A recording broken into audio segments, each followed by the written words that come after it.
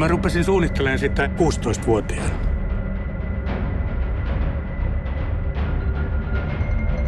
Se ei saisi olla mikään klassinen massamurha, pelkkä rituaali.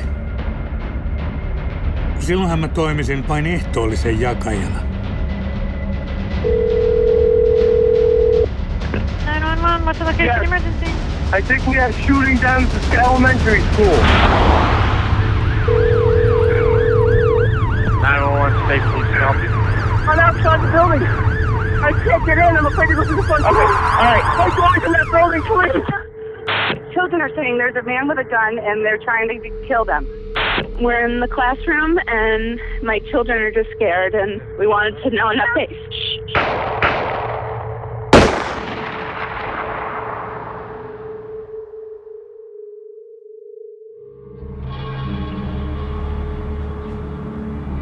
Kun kaikki on telotettu, mä soitan poliisille ja kerron kuka olen, mitä olen tehnyt ja missä olen. Missään tapauksessa en ammu itseäni. Haen sovituksen näille kokemuksille. Mä haluan nähdä lopputuloksen.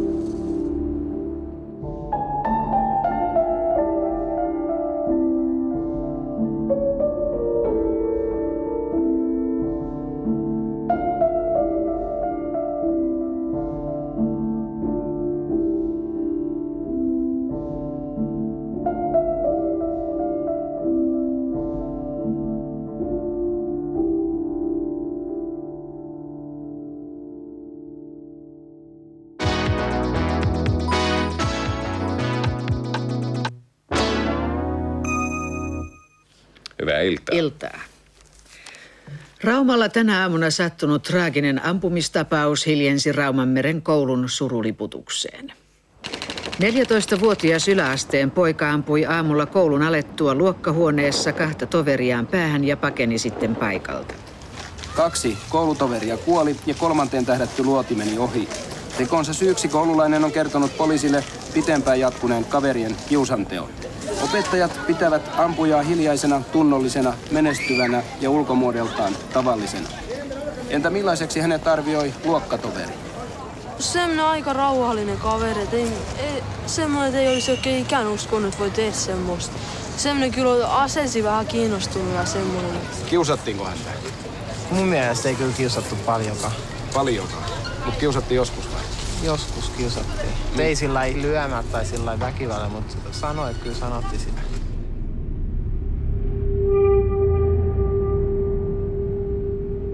Mun lapsuuteen liittyy massiivinen trauma, joka ilmeisesti mahdollisti monta asiaa myöhemmin.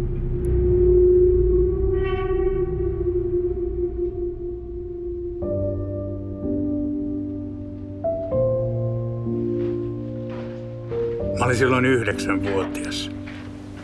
Oikeastaan kaikki oli ollut mun elämässä onnellista ennen sitä.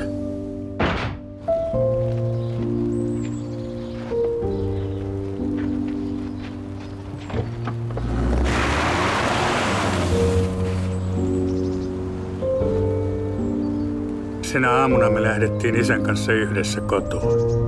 Isä autolla töihin ja minä kävelen lähellä olevaan kouluun.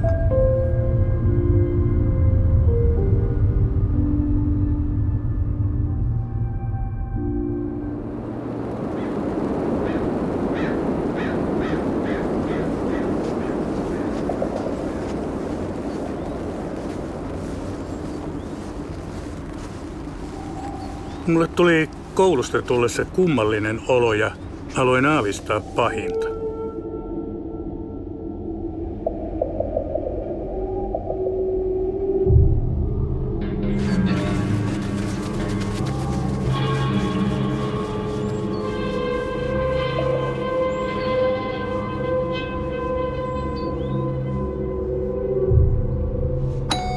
Jostain syystä soitin ovikelloa ja kun äiti tuli avaamaan, niin sanoin heti, että äiti ei sun tarvitse kertoa.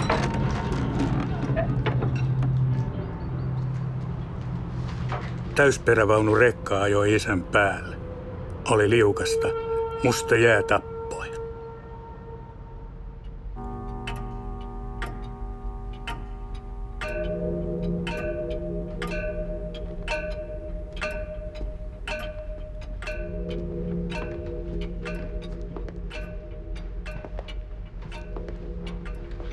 Isä oli menestynyt alallaan ja hautajaisissa oli paljon mulle täysin vieraita, merkittäviä ihmisiä, myös ulkomailta. Siunauskappelissa isän arkun vierellä seisoi 6 miehen kunniavartio. Ja ulkona se kunniavartio jatkui aina haudalle asti. Kaikki tämä teki siitä vielä epätodellisemman. Isä oli ollut mun oma sankarini ja on edelleen. Mä en pysty löytämään hänestä yhtään kielteistä muistoa. Mielessäni alkoi syntyä isämyytti.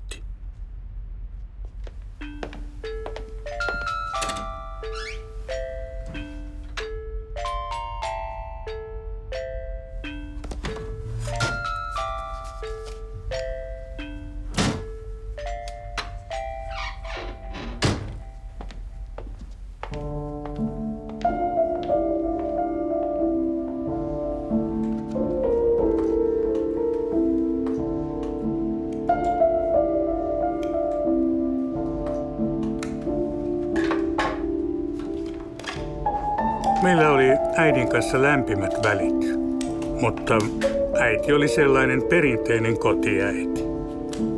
Hän odotti selvästi, että minä ottaisin miehen paikan kotona.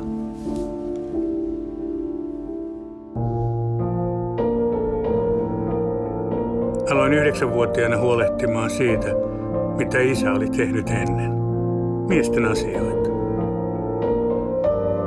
Minut tavallaan pakotettiin vasten tahtoani jo pienenä aikuisen miehen rooliin.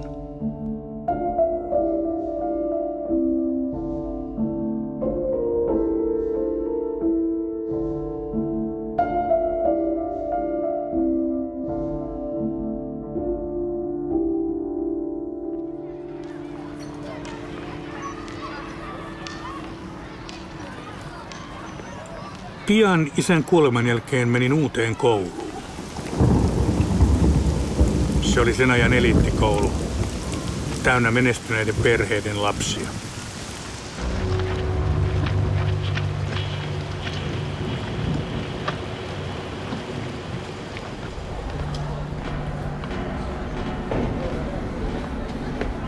Mä olin silti parhaista parhain. Aina 10 oppilas. Lisäksi pukeuduin hyvin. Olin erilainen, persoonallinen, kaukana koulun keskiarvo-oppilaista.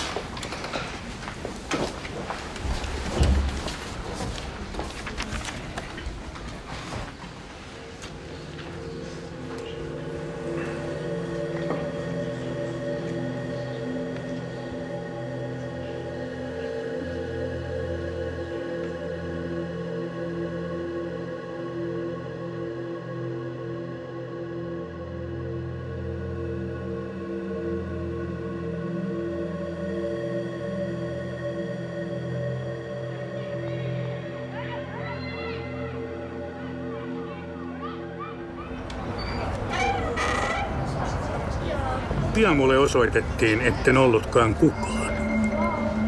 En ollut yhteiskunnan yläluokan lapsi.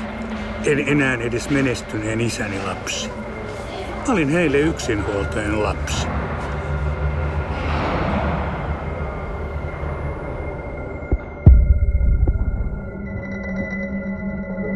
Alkoi systemaattinen kiusaaminen, jopa lyöminen. Ja kotona äiti kehotti kääntämään toisenkin posken ja sanoi, että meillä kaikilla on taakkamme kannettavana.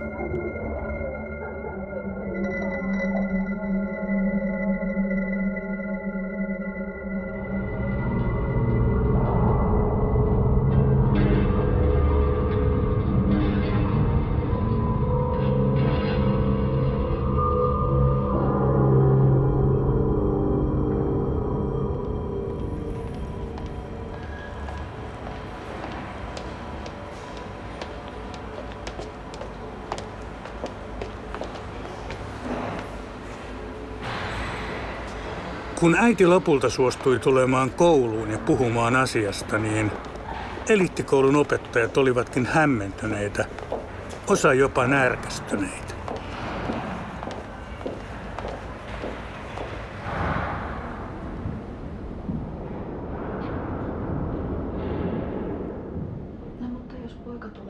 Ei meidän koulussa ole tuollaista tapahtunut. Niin, poikien leikit välillä ne on vähän rajoja. Opettajien mielestä häiritsin koulun tasapainoa ja harmoniaa. Ärsytin ja provosoin muita oppilaita, minkä vuoksi heidän piti puolustautua.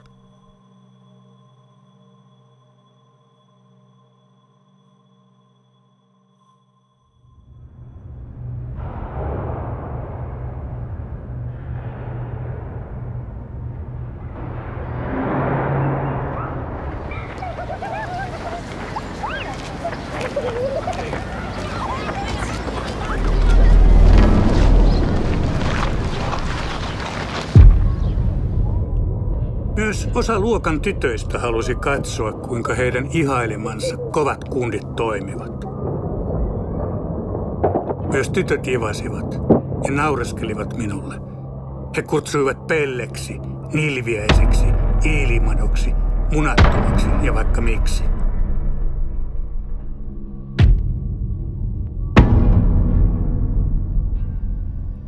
Mä olin se hyväntahtoinen kiltti poika, joka ei koskaan lyönyt takaisin, mutta sisälläni tapahtui jotain.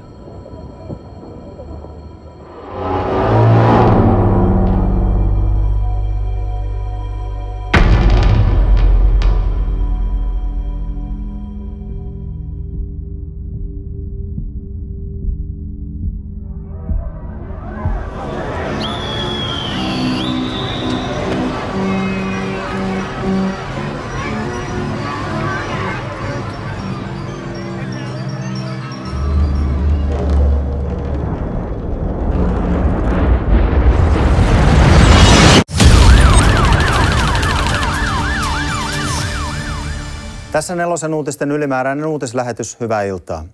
Vantaalla ostoskeskus Myyrmannissa on sattunut tuhoisa räjähdys ennen ilta 8. Räjähdyksen jäljiltä on kuollut 7 ihmistä, 10 ihmisiä loukkaantui vakavasti. Tilanne kauppakeskuksen sisällä oli varsin järkyttävä. Joka puolella oli lasinsirpaleita ja verta ja huutavia ihmisiä ja tuntui siltä, että monet ovat suorastaan shokissa. Räjähdyksen syyksi on varmistunut pommi. Kyseessä on sotien jälkeen pahin tuhotyö pääkaupunkiseudulla. No kuvaavaa tälle pommille on se, että tähän liittyy tämä haulien runsas määrä. Näissä uhreissa oli useita hauleja. Eli tarkoituksena on ollut aiheuttaa mahdollisimman paljon vahinkoa. Minun on vaikea ymmärtää mitään muuta siitä, että näin näkisin asian. Myyrmäen kirkko täyttyi ääriä myöten täyteen. Uhrien muistoa kunnioittamaan saapuivat muun muassa presidentti Halonen ja pääministeri Lipponen.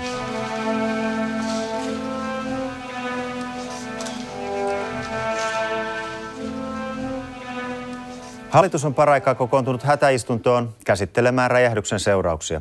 Pääministeri Paavo Lipponen arvioi ennen hätäkokousta, että Suomessa on ryhdyttävä toimiin yleisen turvallisuuden vahvistamiseksi.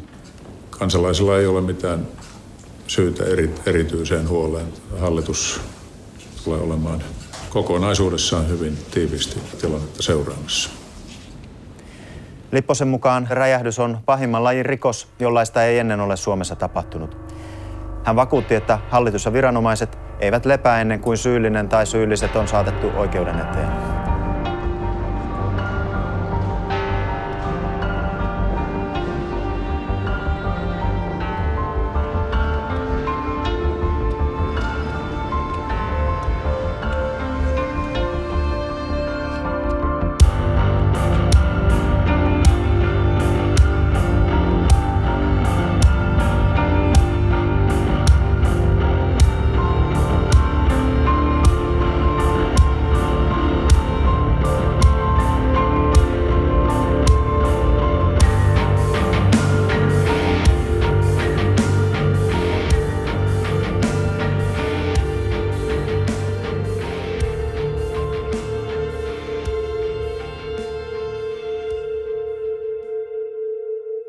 Kiusaaminen vaan lisääntyi vuosi vuodelta. ja alkoi saada rajumpia piirteitä. Kaikki muut tuntuivat ottavan siihen jotenkin osaa, paitsi ne, jotka julistautuivat seurakuntanuoriksi tai koulun älymystöksi.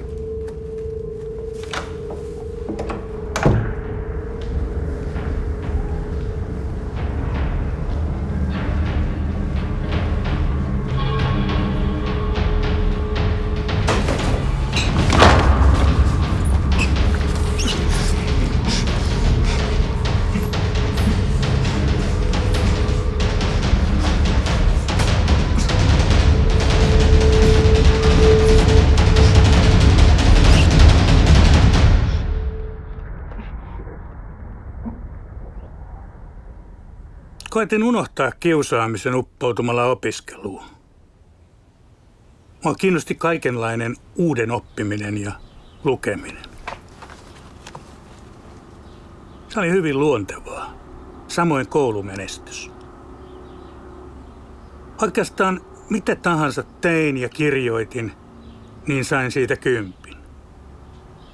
Mun kohtaloni niin hyvässä kuin pahassa oli, että sovelluin tuon koulun oppimiskäsitykseen poikkeuksellisen hyvin ja tein tasaista 10-sarjaa ja pärjäsin muita paremmin.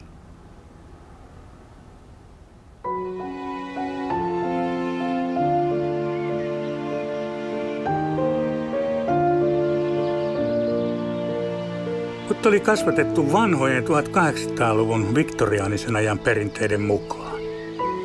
Niissä painotettiin, että ikuiset luonnonlait määrittävät, kuinka koko maailmankaikkeus toimii. Yhteiskuntaa vievät eteenpäin ne, joilla on siihen parhaat eväät. Yhtäkkiä olinkin maailmassa, missä näitä luonnonlakeja ei enää ollutkaan. Aristokraatit polkivat aristokraattia, joka oli yksinhuoltajan poika. Tajusin, että sillä on valta, jolla on voima.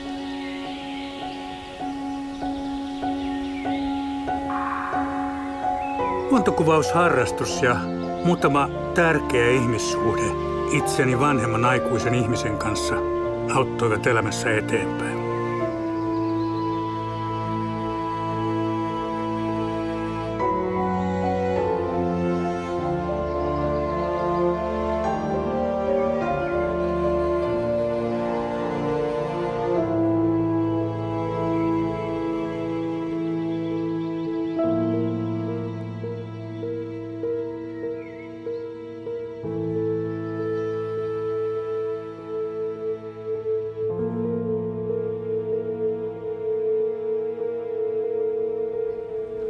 Lukioon siirryttäessä sama eliittiporukka seurasi enimmäkseen mukana ja kiusaaminen jatkui.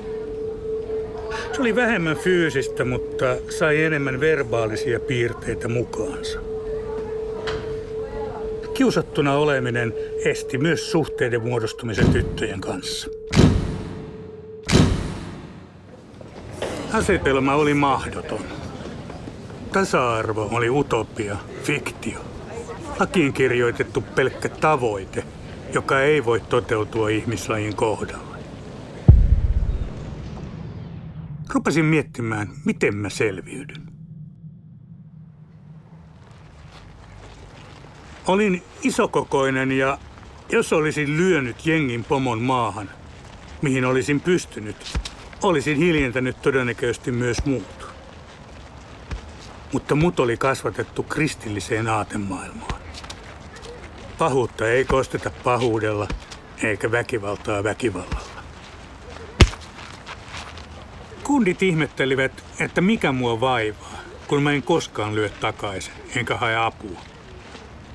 Vastasin, että psykologiassa juuri käsiteltiin aggressiota, ja mä luulen, että tää on teille vaikeampaa kuin mulle. Mä oon luultavasti teille vain hoitomuoto. Sellainen ylimielisyys ärsytti niitä entisestään.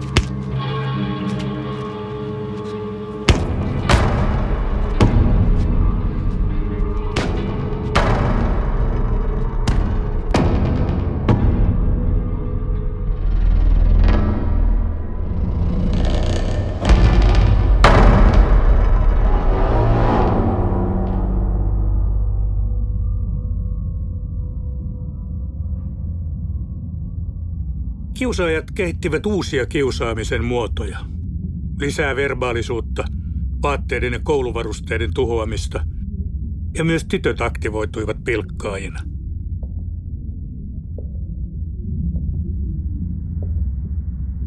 Minä jatkoin asioiden älyllistämistä, mikä teki heistä aseettomia, sillä heiltä loppuivat sanat käydä taistelua. Mutta yliälyllistäminen johti minulla tunteiden kieltämiseen, ja se olikin yksi kehittämäni selviytymiskeino.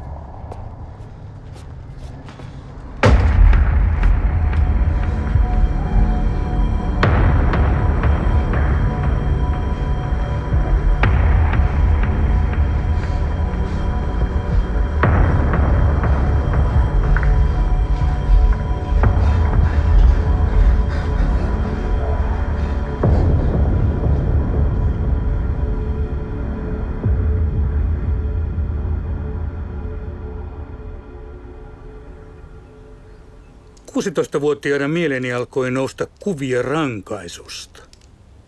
Halu hakea sovitusta tapahtuneelle. Tutkin Nietzschen tavoin hyvän ja pahan rajapintoja. Epäoikeudenmukaisuudesta ja ihmisyyden loukkaamisesta kuuluisi rangaista. Voin ottaa taakan harteilleni ja teon ja synnin vastuulleni, jotta paha saa palkkansa. Mieleeni tuli myös kidutusfantasioita. Halusin aiheuttaa sietämätöntä kipua niille, jotka ovat toimineet minua kohtaan väärin. Ajattelin, että hankin umpimetallisen pesäpallomailan. Mietin, että mitä tapahtuu, kun nykäisen pesäpallomailalla päähän. Uppoako maila sisälle kalloon? Vai lentääkö kallosta otsaosa pois ja aivot valahtavat ulos?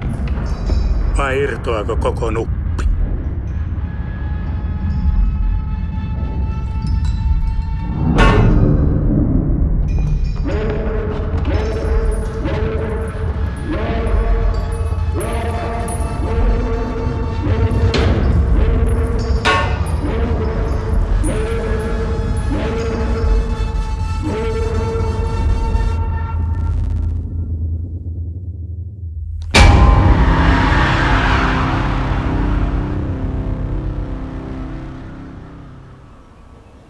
Sitten mietin, miksi pesäpallomaila? Se on alatyylinen. Aito miekka on tyylikäs, nopea, taitava, suvereeni. Sellaiset minulle pyhät klassiset miekat kuin Toledo, Syyrian Damaskoksen miekka, japanilainen katana tai vaikka viikinkien Ulfbert. Sellaisen halusin tai jonkun vastaan.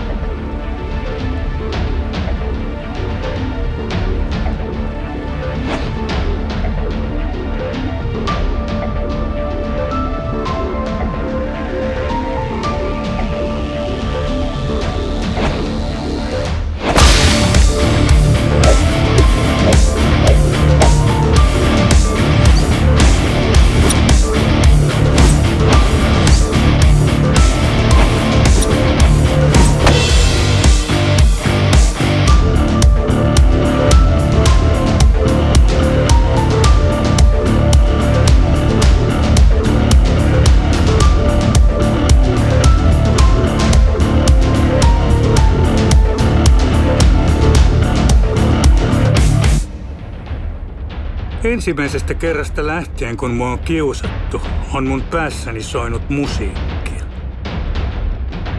Se käsittelee sitä tuskaa, kipua, häpeää ja nöyryytystä, minkä se tilanne aiheuttaa. Vähän vanhempana, kun mua hakattiin, alkoi päässäni soida toistuvasti japanilaiset taikorummut. Se musiikki tekee musta vahvan, kivuttoman, kestävän, ja mä selviydyn sen avulla niistä pahoinpitelytilanteista. Mutta sitten mä saatan kuulla päässäni kiusaamistilanteen ulkopuolella ihan samat taikorummut, jolloin se voi herättääkin mussa kostamisen halun. Mä oletankin, että kun ihmisiä koulutetaan tekemään esimerkiksi terrori-iskuja, niin siinä käytetään apuna ääniä, rytmejä, musiikkia, koska niiden avulla ihmistä voidaan ohjailla.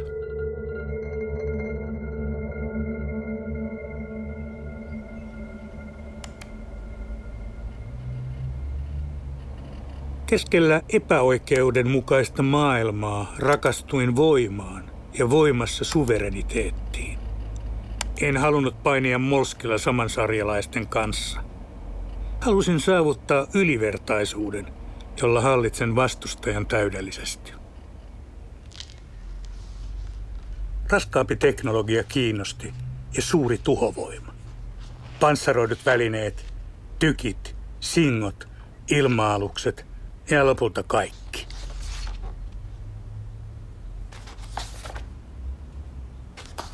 Mielessäni alkoi liikkua myös fantasioita apokalyptisesta joukkotuhosta. Ajattelin, että menisin johonkin paikkaan ja ampuisin kaikki. Tiesin, että se on eettisesti väärin, mutta myös se oli väärin, mitä minut oli pakotettu kokemaan. Haluan tehdä tarkkoja suunnitelmia. Hankin paljon tietoa eri asetyypeistä ja aloin harrastaa ampumista. Minua kiehtoivat erityisesti isokaliberiset aseet tarkkuusammunnassa.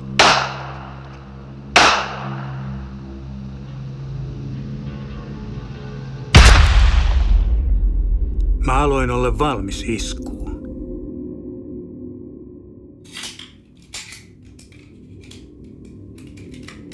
Kunnon kiikari, tarkkuustyönä tehdyt patruunat, laskettu ballistiikka, luotien profiilit ja lentoradat ja myös lämpötilojen ja ilmanvirtausten vaikutus. Tutkin kaikkea huolella.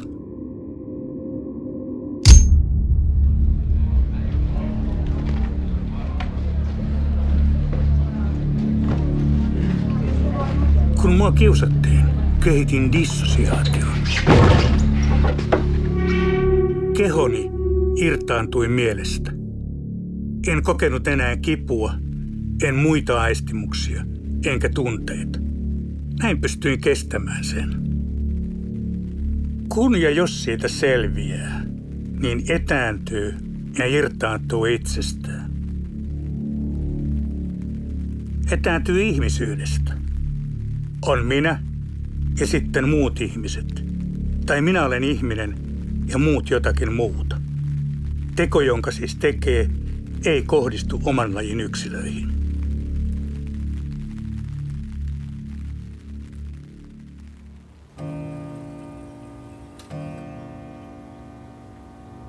On olemassa käsite booby trap, ansa tai väijytys. Mä asettaudun sopivaan paikkaan, minne joukkosurman kohteet tulee ajatuksella, että me nöyryytetään sitä taas. Mulla on puoliautomaattipistooli, lipas täynnä patruunoita. Sillä pystyy surmaamaan 1, 2, 7, 12 ja jopa enemmänkin.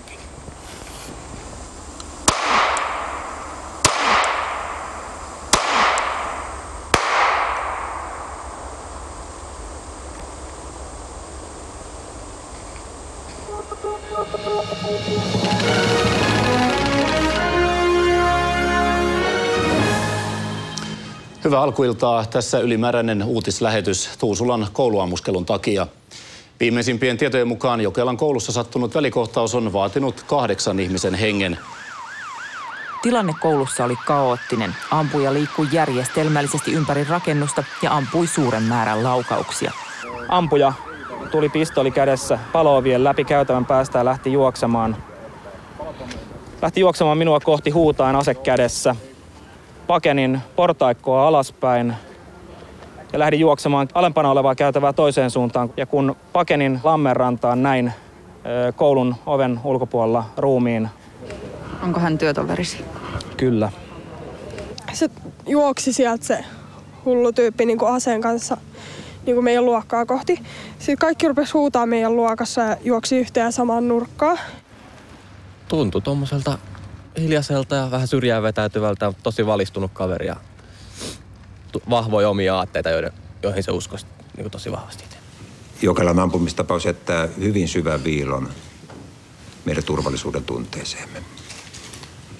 Myyrmäen ja Jokelan kaltaiset tapahtumat jättävät ankarat jäljet. Me olemme uskoneet, että se paha, mitä maailmalla tapahtuu, ei koskaan voisi sattua täällä.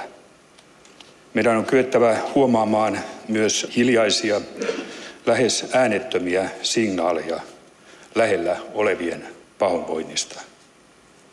Voi tätä hätähuutonakin pitää, mutta ei varmaan se ensimmäinen. Että järjetön tekohan tämä sitten on. Näin tekisi 5-vuotias, kun hänelle annetaan pyssy, että jos mun kanssa ei leikitä, jos mä en saa mitä mä haluan toimia kuin teräsmies, mä tapan kaikki.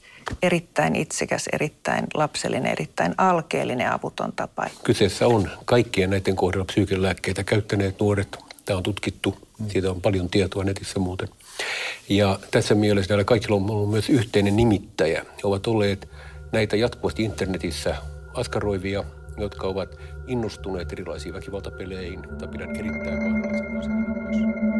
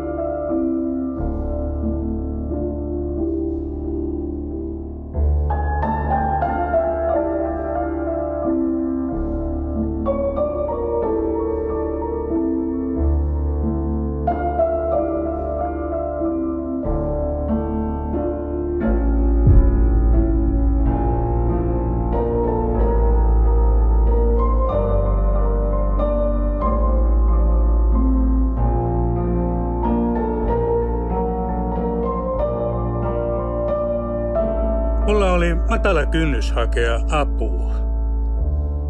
Koulussa oli psykologia, menin hänen luokseen.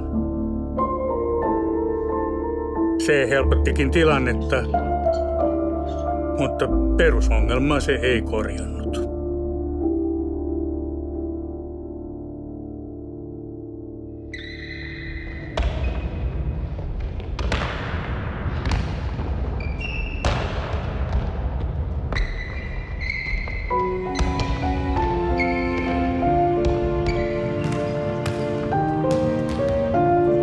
Löysin myös urheilun, josta tuli tärkeä henkireikä. Ja se työnsi lopulta joukkomurha-ajatukset pois mielestä. Astuin sitä kautta erilaiseen maailmaan, missä minua ei enää pilkattu eikä nöyryytetty.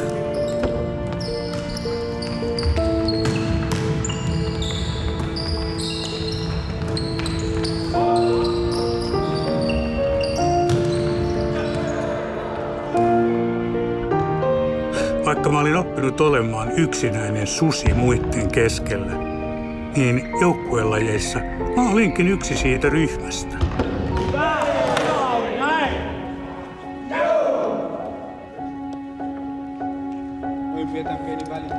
Valmentaja tiesi taustani ja sanoi, että ymmärränkö, että kiusaaminen vielä tuhoaa minut. Ei ole tarvetta kääntää toista poskea.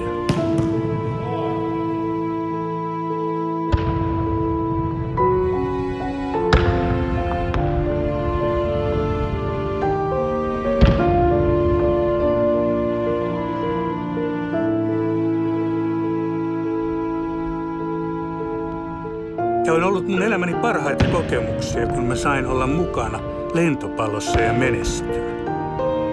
Olla osa ihmisiä.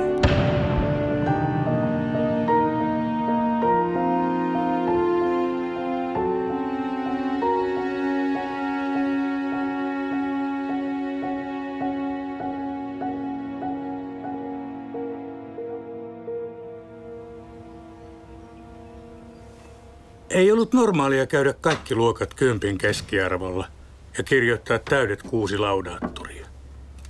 Mutta minä selviydyin kaikesta tuskasta, koulumenestyksen ja myös urheilun ja koulupsykologin ansiosta. Tunsin, että suuri taakka poistui harteiltani.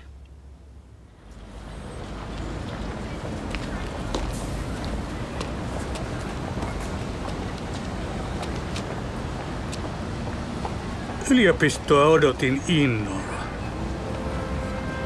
Akateemisen maailman älyllisiä keskusteluja ja ihmisyyden yleviä henkisiä arvoja.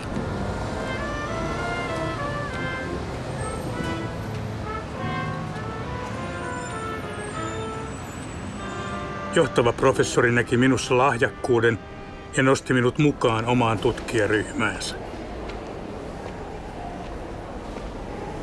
Singahdin ekan vuoden opiskelijasta alan eliitin joukkoon. Minusta tuli kultapossu. Loitonnuin omasta kurssistani. Opiskelijat eristivät. Olin ulkopuolinen. Mua jopa yritettiin vahingoittaa. 2 opiskelijaa kertoi nähneensä mun luntanneen loppukokeessa. Katsottiin, että näyttö ei riittänyt, mutta otsaani oli tullut mustanaamion paha merkki.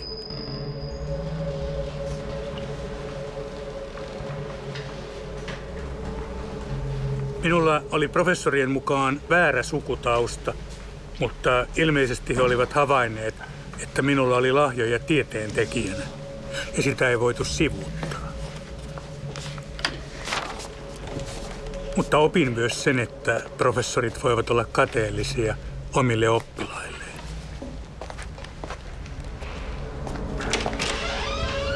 Minä ikään kuin jalostin hyvissä ja kunniallisissa ihmisissä heidän pimeää puoltaan.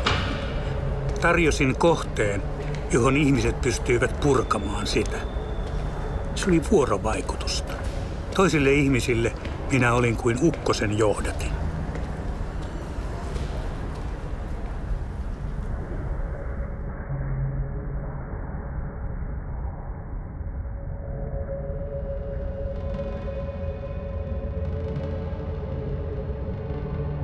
Muutama professori halusi kai ottaa ilon irti minusta. He valehtelivat, että olin varastanut ja myynyt eteenpäin arvokkaita tutkimuslaitteita. Poliisitutkinnassa nuo varastetut laitteet löytyivät proffien omista varastoista. He selvisivät siitä pelkillä sakoilla.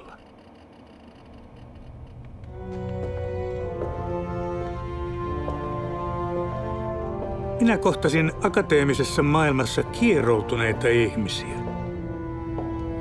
Heissä ilmeni mustamaalaus, nepotismi ja akateemisten sukujen ylivalta, eli mielestäni täydellinen epätasa-arvo.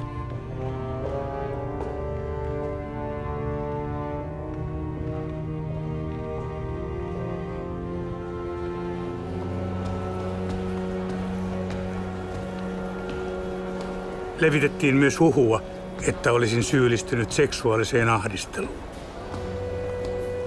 Onneksi tämä nainen kuuli asiasta ja vaati asian oikaisua.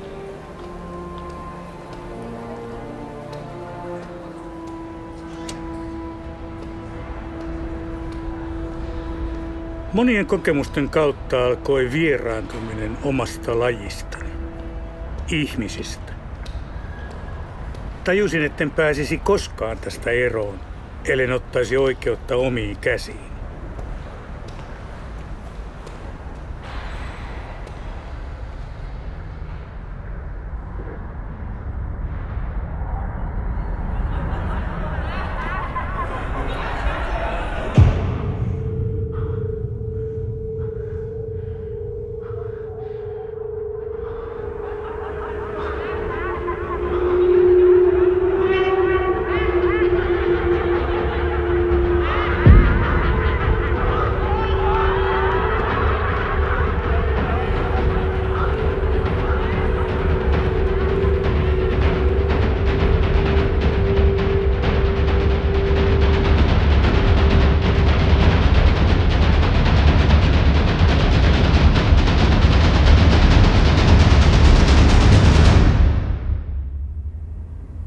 Fantasiat uusiutuivat.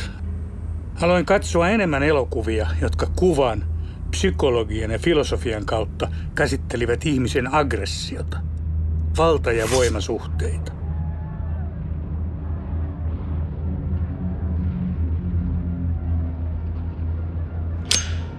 Puolidokumentaariset sankaritarinat kiehtoivat, tai myyttiset sankaritarinat.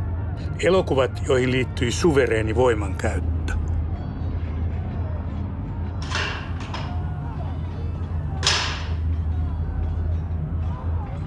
Conan Barbaari ei ole mikään kuoripoika, mutta hän nousee pahan temppeliä vastaan voittaakseen.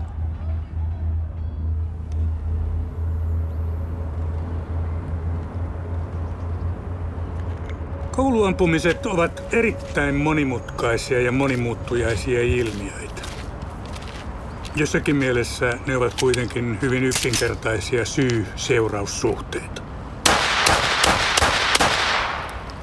You will die next.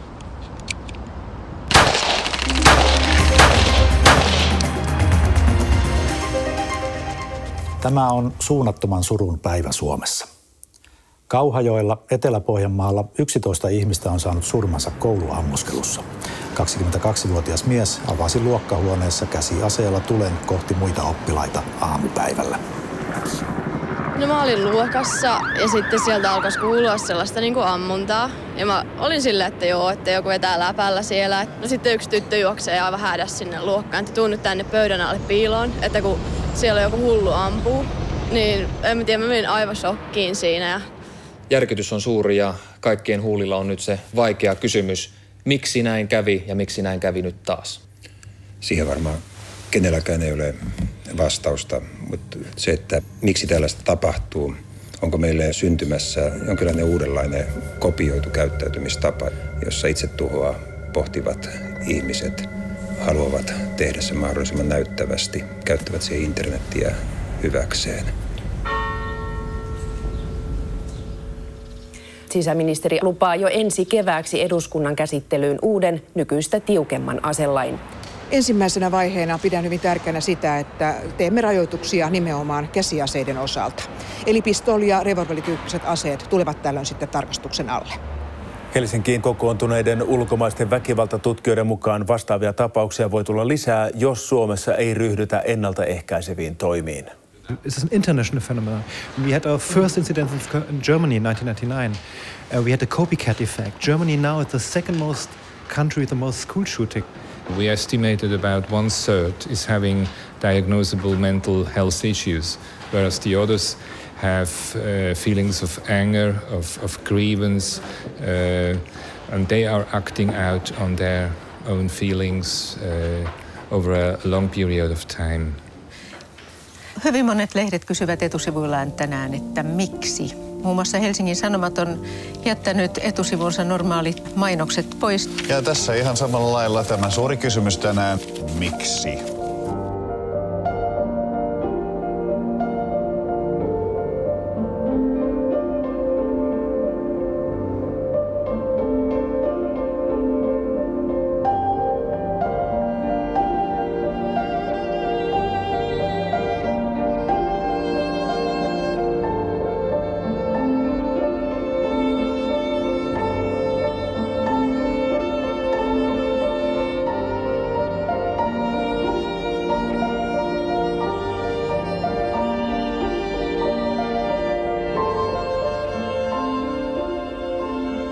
Hakeuduin terapiaan ja se esti toimintani, hyvityksen hakemisen ja mahdollisti fantasioiden paremman hallinnan. Terapiani kesti vuosia.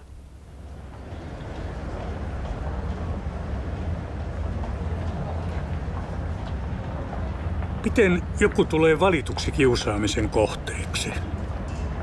Vähän samalla tavalla kuin kanahaukka pyydystää sorsapesueen poikasia.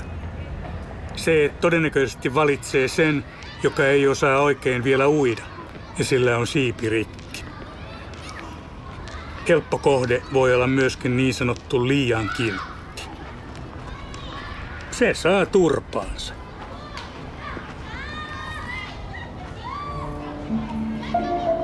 Ja sitten kun näin on tapahtunut useita kertoja, alkaa häneen kehittyä kiusaajien kauhu, pelko. Ihan niin kuin joillekin ihmisille kehittyy koirakauhu ja sanotaan, että koirat haistaa sen.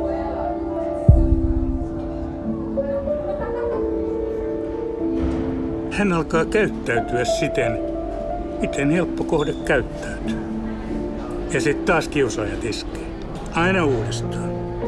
Ja uudestaan. Näitähän on kouluissa yritetty ratkaista siten, että hän vaihtaa koulua. Mutta yllätys, yllätys. Kiusaaminen alkaa uudessa paikassa taas. Koska hänessä on kiusatun merkki, stigma. Tämä on niin syvälle tämän ihmisen persoonan automaattisiin, tahdosta riippumattomiin reaktioihin kytkeytynyt, että hän on helppo, houkuttava uhri, ehkä koko ikänsä.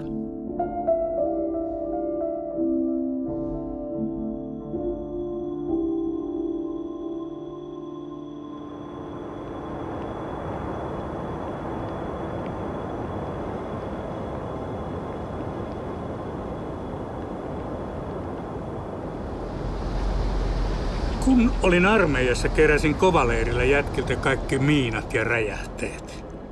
Ja halusin räjäyttää ne itse. Sama kun oltiin ampumassa kertasengoilla. Lahjoin rahalla varusmiestoverit, että saisin itse ampua kaikki 6 ammusta. Mä jouduin kovapanoskieltoon. Jotkut varusmieskaverit selvästi alkoivat pelätä minua ja innostustani aseisiin.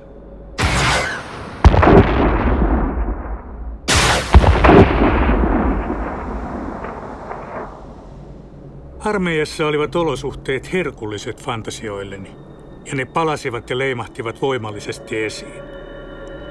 Siellä oli huonosti suojeltuja varikkoalueita. Suunnittelin, kuinka hakisin sieltä telamiinoja ja sinkoja. Latoisin telamiinat junaradalle ja räjäyttäisin ne junan tullessa. Suunnittelin kiskoihin erityismekaniikkaa, jotta räjähdys onnistuisi täydellisesti.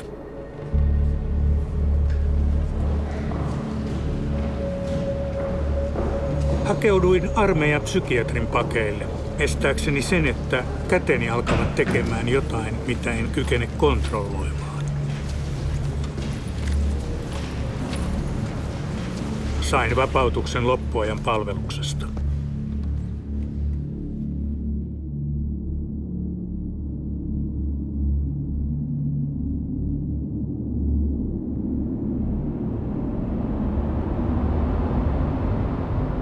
Terapia ja alan opiskelu ovat saaneet ymmärtämään itseäni.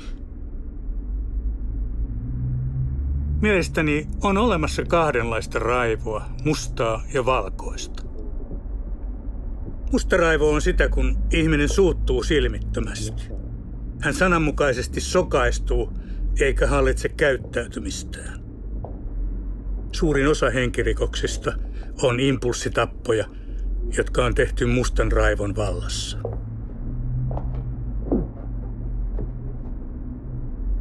Valkoinen raivo ei sisällä hetkellistä impulssia eikä kiihtymystä. Se tekee ihmisestä rauhallisen ja analyyttisen.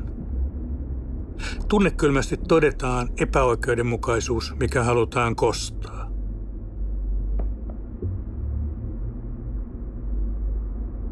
Mielenterveystyö ei tunnista valkoisen raivon käsitettä. Se liittyy johonkin altistavaan neuropsykologiseen tilaan, kuten posttraumaattinen reaktio, käyttäytymis- ja persoonallisuushäiriö tai hoitamaton ADHD.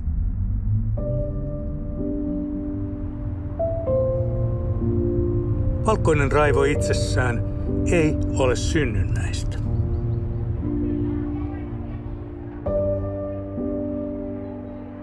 Nämä murhaajat ovat rauhallisia, jopa ystävällisiä.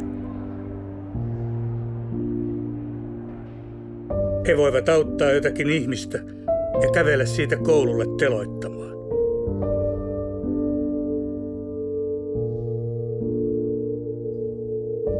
Valkoisen raivon voi hallita myös läpi elämänsä. Ja kun se vie mukaansa hautaan, ei kukaan ole välttämättä tiennyt sen olemassaolosta.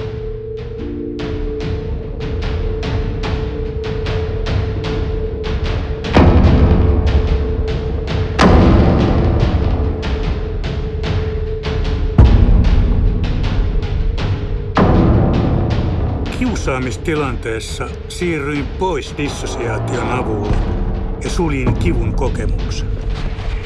Kun tämä toistuu, ihminen hajoaa henkisesti pirstaleiksi. Tämä kehittää kanavan valkoisen raivon patoutumiselle.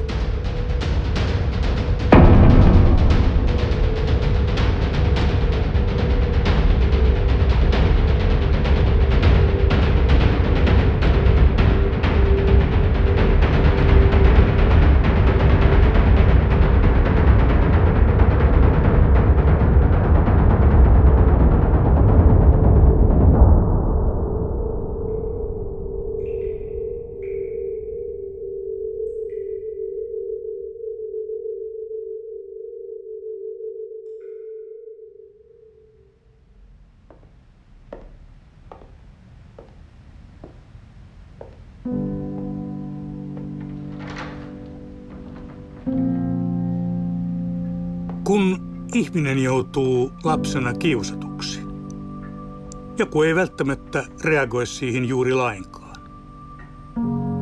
Joku toinen taas murenee ja kehittää depression, ehkä jopa surmaa itsensä.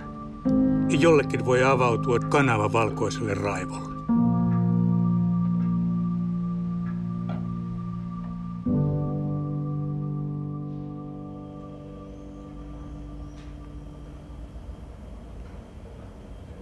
Mä oon oikeastaan vuosien ajan seurannut tarkasti tätä aihetta. Olen lukenut ammattikirjallisuutta, esimerkiksi kriminaalipsykiatrian ja muun kriminologian tieteellisiä julkaisusarjoja, seurannut viranomaisten toimintaa ja kansainvälisissä kongresseissa tavannut asiaa tutkivia asiantuntijoita.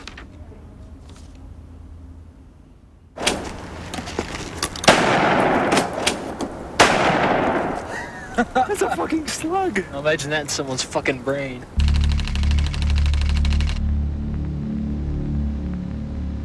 Mielestäni monissa tapauksissa on samanlainen historia kuten minulla.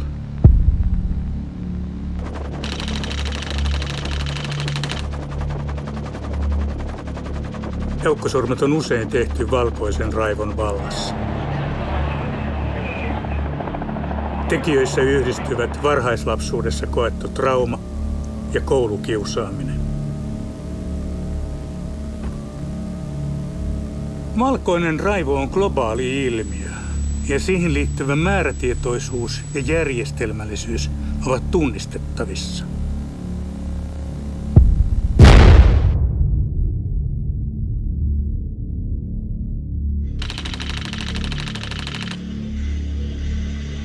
Joku Anders Breivikin tapaus on vaikea psykiatreille.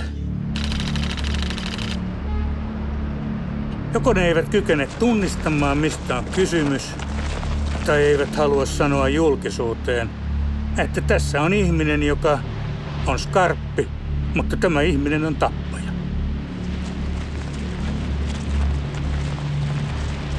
Breivik analysoitiin ensin psykoottiseksi skitsofreniapotilaaksi, mikä olisi palvellut paremmin yhteiskunnan turvallisuutta ja formatiivisuutta.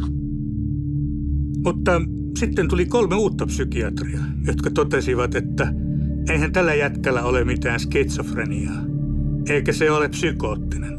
Se on täysin tajunnut jokaisen muuvin, mitä se on tehnyt.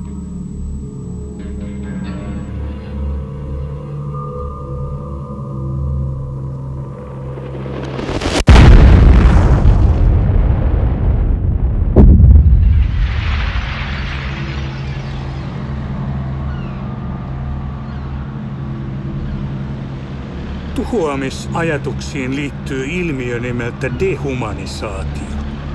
Ihan sama niin kuin sotatilanteessa.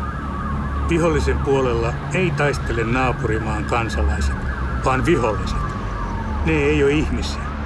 Niiltä on mielikuvissa ja sotilaiden koulutuksessa riistetty ihmisarvo. Eli ne on dehumanisoitu. Mun mielessäni ja aivoissani tapahtuu aivan samalla tavalla.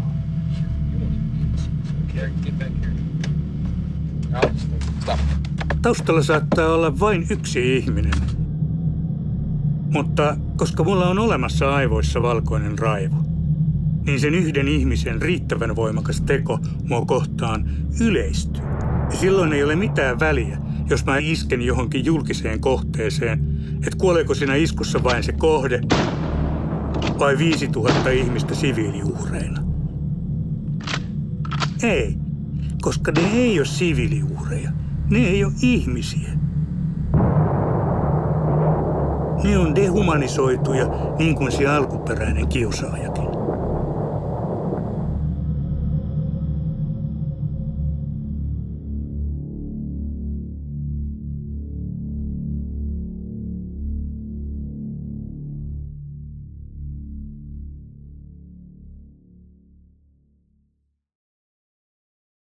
Jos yhteiskunta haluaa auttaa, niin tämä koko tematiikka pitää avata keskustelun tasolla. Lisäksi pitäisi katse ja apu suunnata enemmän niihin, jotka ovat joutuneet kokemaan vakavaa koulukiusaamista ja väkivaltaa.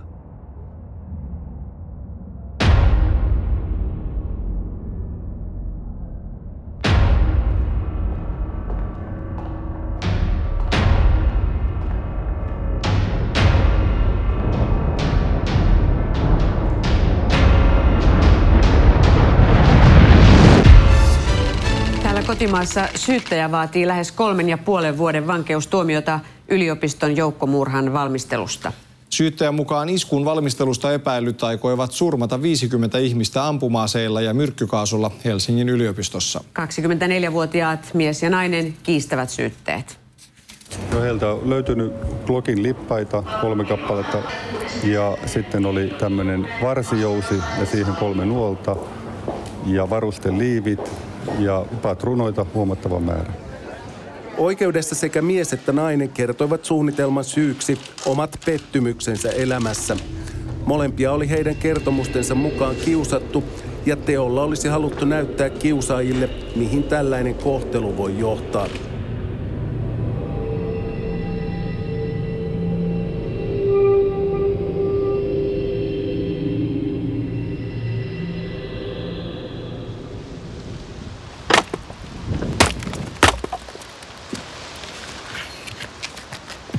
Kun oma dissosiaatio laukeaa kovan stressin tai epäoikeudenmukaisten kokemusten yhteydessä, hakkaan halkoja ja mielikuvissani hakkaan päitä poikki.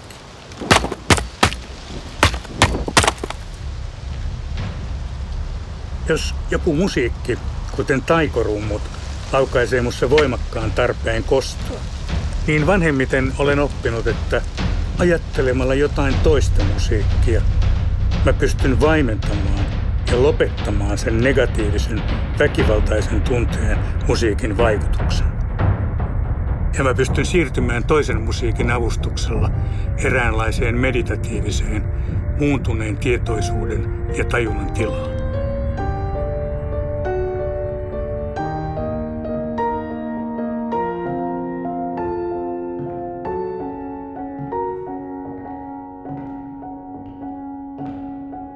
Valkoista raivoa ei tunnisteta. Osa hakee hoitoa. Heissä on jotain outoa, mutta ei tunnisteta mitä.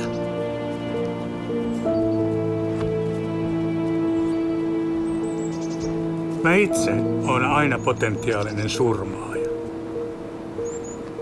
Se elää minussa aina.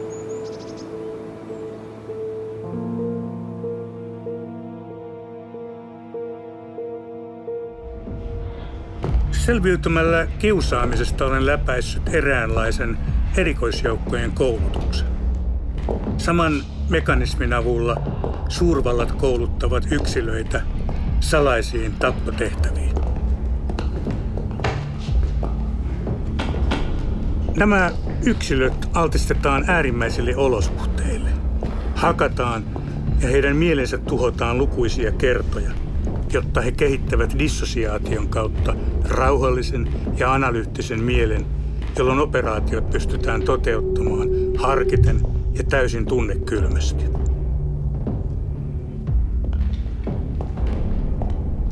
Se, joka ei kykene kehittämään valkoista raivoa, ei sitä läpäise. Koska koulutus voi olla niin väkivaltaista ja henkisesti kuormittavaa, että ihminen murtuu. Mutta ne, jotka läpäisevät, pystyvät kestämään melkein mitä tahansa. Mutta samalla he menettävät kyvyn tuntea tunteita ja elää tavallista elämää.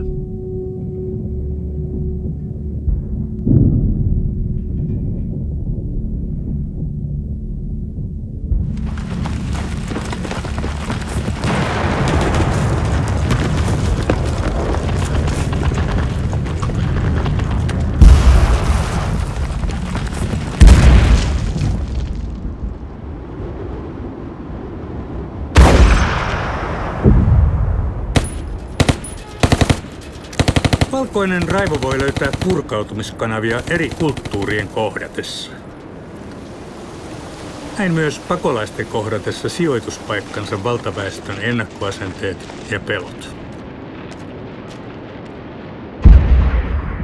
Terroristijärjestöissä kuten ISIS on mukana varmasti joukko valkoista raivoa kantavia ihmisiä. Ne, jotka suunnittelevat strategiat, kouluttavat ja tekevät joskus itse vaikeimmat iskut.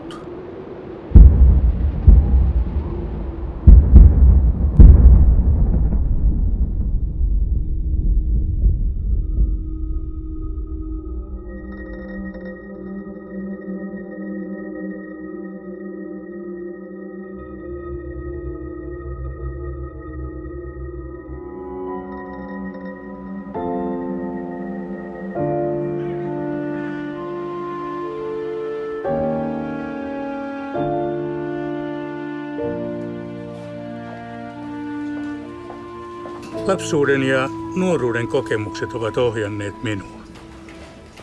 En kuitenkaan päätynyt räjäyttelemään kouluja tai parlamenttitaloja. Mä suuntasin ajatukseni opiskeluun ja mielen tutkimiseen. Olenkin luennoinut akateemisena tutkijana ihmismielen aggressiosta ja väkivaltaisesta käyttäytymisestä monissa maissa.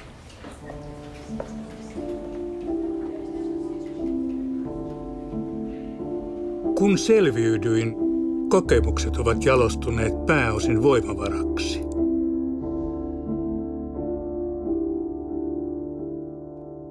Sain elämän, mielenrauhan ja paikan ihmisenä ihmisten joukossa.